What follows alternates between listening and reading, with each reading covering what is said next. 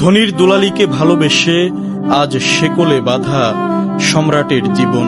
তার ক্লান্ত চোখ দুটি যেন আজও খুঁজে ফেরে প্রিয়তমা সুমাইয়াকে। অথচ সুমাইয়া এখন অন্যের ঘরের ঘরণী, স্বামী সন্তান নিয়ে সুখের সাগরে ভাসছে সে। এই বড় লোকের মেয়ের সাথে প্রেম করে আমার ছেলের জীবনটাই ধ্বংস হয়ে গেল। এখন মেয়েটা অনেক সুন্দর ছিল, মেয়েটা এখন তো পরের সংসার করতেছে খুব সুখে, কিন্তু আজ আমার দেবরটা জীবন নষ্ট শিকল দিয়ে বান্ধা রয়েছে। এই কারণে মেয়েদের বোঝা উচিত যে কোনো ছেলের জীবন নিয়ে এরকম ছিনিমিনি না খাইবে। এক সময় সুস্থ স্বাভাবিক ছিলেন সম্রাট শেখ। স্কুলেও পড়ালেখা করতেন।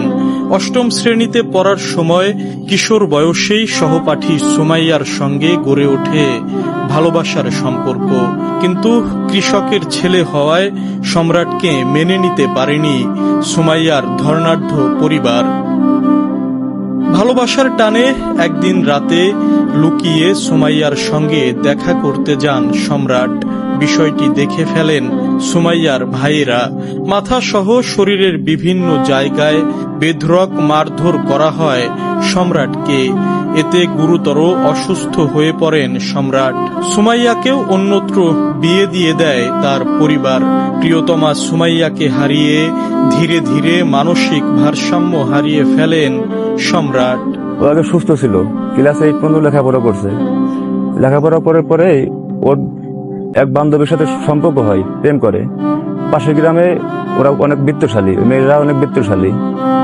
হঠাৎ একদিন রাত্রে দেখা করতে গেলে ওদের মেয়েটার ভাইরা অনেক ধরে মারে।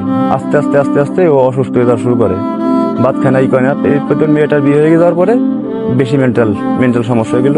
বিভিন্ন জায়গায় চিকিৎসা করিয়ে এখন নিঃস্ব হয়ে গেছে সম্রাটের পরিবার।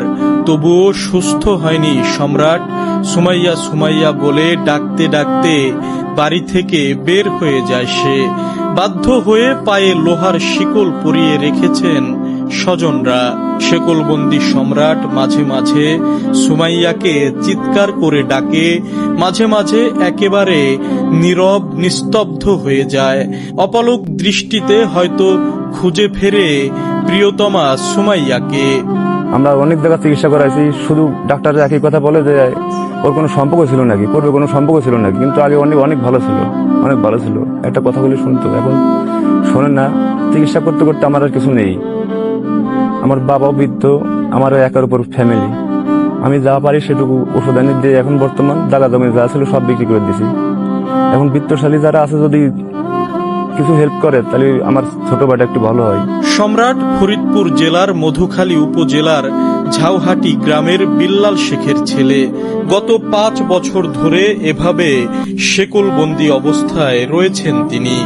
বন্ধুরা, সম্রাটের এই জীবন কাহিনী যেন সিনেমার গল্পকেও হার মানায়। ভিডিওটি যদি আপনাদের হৃদয়ে নাড়া দেয় তাহলে লাইক, শেয়ার ও কমেন্ট করুন এবং পেজটি ফলো করে সঙ্গেই থাকুন। ধন্যবাদ সবাইকে।